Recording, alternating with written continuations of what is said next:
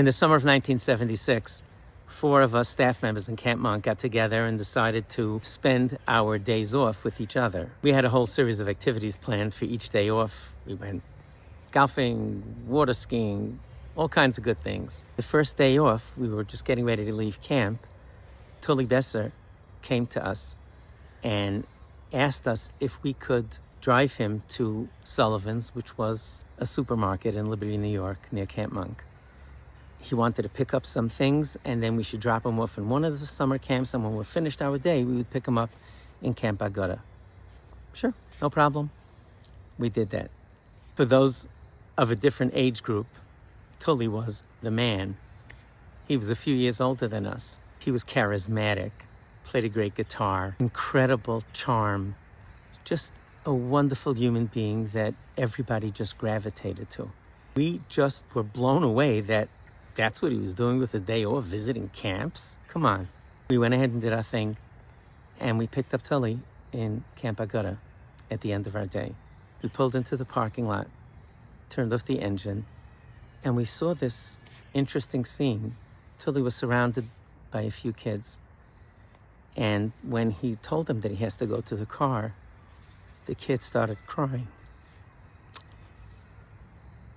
and begging him to stay a few more minutes with them, which he did. He asked us for a little bit more time. When he came to the car, we asked him what was that all about. Of course, with his humility, he just brushed it off.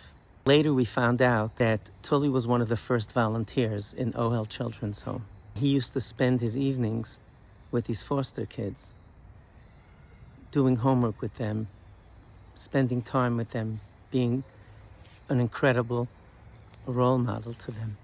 He knew what their favorite snacks were. That's what he did when he got to Sullivan's. He was making bags for each of his boys. Naturally, they were devastated when he had to leave them. I remember that like it was yesterday. I remember every part about that scene. Once we found out what the backstory was, it was so impactful. In my life, it was probably the most inspiring thing that I've ever seen, and really changed my life.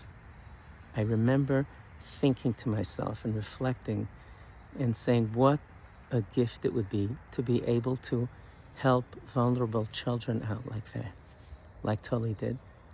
This week's Parsha talks about a Ben Sarah Myra, a rebellious child. And the Torah says if we see that a 13-year-old child is behaving in that way, stealing and eating all kinds of food, it's not going to end well.